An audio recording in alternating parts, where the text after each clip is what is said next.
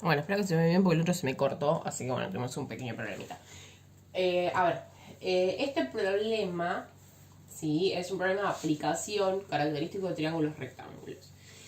Siempre tratan sobre un contexto que capaz no es matemático, les van a hablar capaz de escaleras que están apoyadas en una pared, aviones que están descendiendo, autos que están subiendo determinado puente, ¿sí? Todos se modelizan con triángulos rectángulos. No es una única forma de resolución, yo les voy a mostrar una que a mí me parece que dentro de todo nos va a servir, que es una resolución de 3 pasos. El paso 1 siempre es hacer la figura de análisis. ¿Qué es una figura de análisis? Un dibujo así nomás que me permita ver, visualizar los datos del ejercicio prescindiendo del enunciado. Porque siempre el enunciado tiene muchas palabras que a mí no me sirven. Entonces, ¿cómo van a ser siempre nuestras figuras de análisis? Yo les recomiendo que hagan este tipo de triángulos. Esperen que acá se me chispoteó. Este tipo de triángulos rectángulos. ¿Sí? Siempre en esa posición y con esa forma. Y le vamos a ir variando los datos del problema, ¿no?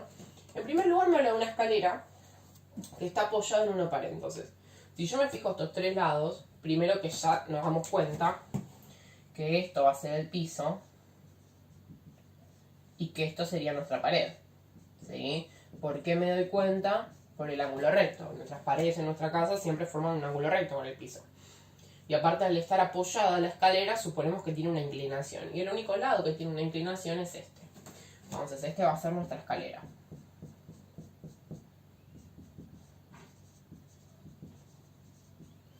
Genial.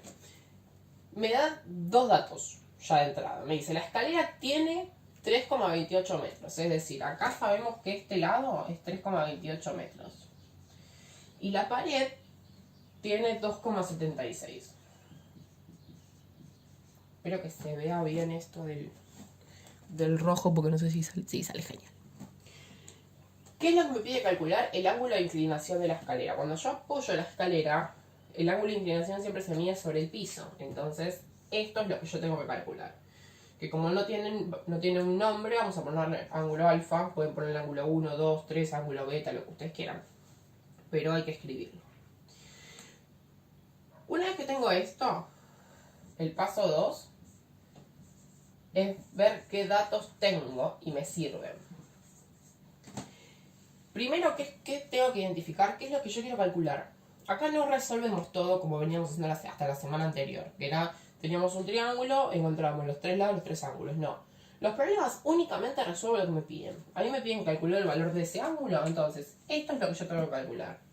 Si necesito calcular algo más en orden de resolverlo, si por ejemplo para resolver necesito tener un lado que no tengo, entonces antes tengo que calcular ese lado, ese es otro tema. Pero lo único que yo necesito saber sí o sí para terminar mi ejercicio es este ángulo. ¿Y qué datos me da el ejercicio? Me da el dato de 3,28. Voy a sacarle la palabra metros para agilizar un poco. Y 2,76. ¿Qué tengo que ver?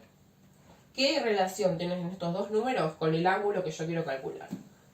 Si yo me fijo acá, tengo el ángulo recto.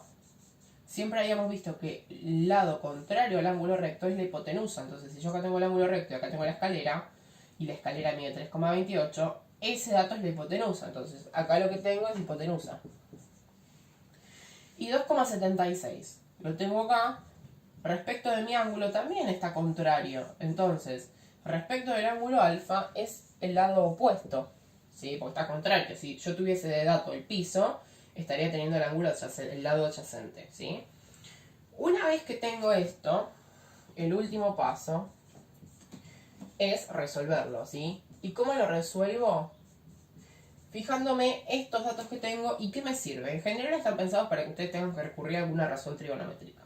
Entonces, si recuerdo las siglas, teníamos SOHCAHTOA. ¿Qué hago? Me fijo cuál de esas razones tiene estos dos datos que yo ya tengo. ¿Sí? Entonces, acá conseguí lo que tengo que hacer. ¿Cómo lo resuelvo? Seno del ángulo es igual a opuesto sobre hipotenusa. El opuesto lo tengo, es 2,76. La hipotenusa también es 3,28. Entonces, ahí lo tengo para resolver.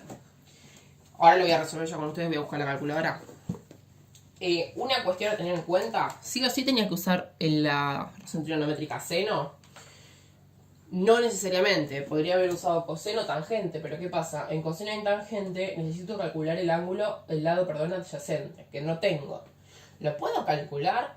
Sí, lo podría haber calculado con el teorema de Pitágoras. ¿Es necesario? No, siempre en los problemas lo que se busca es minimizar la dificultad. Entonces, si yo ya tengo hipotenusa y opuesto y sé que el seno ya con esos dos datos los puedo hacer, directamente hago la función seno, la razón trigonométrica seno. No me complico la vida buscando otras cosas porque lo único que va a hacer es una de dos. El ejercicio me va a quedar re largo y si yo me termino confundiendo en ese dato extra que calculé, me va a terminar dando el ejercicio mal. Entonces siempre es conveniente manejarse únicamente con los datos que me da el ejercicio, que realmente ya sirven para calcularlo. Entonces, a ver, hice 2,76 dividido 3,28, me da 0,841. Y esto habíamos visto cómo se procedía. Se pasaba el seno a la menos 1 o el arco seno, es lo mismo, de este lado.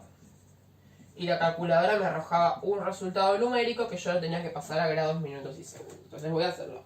Era shift seno 0.841, me da 57,245. Siempre me quedo con 3 decimales, tanto en este resultado como en este. Este no era 0,841, tenía muchos decimales detrás. Y aprieto la tecla de grados y me queda 57, 14, 45. Y ahí resolví el ejercicio. El ángulo de inclinación de la escalera es 57 grados, 14 minutos, 45 segundos. Así se resolvería un problema.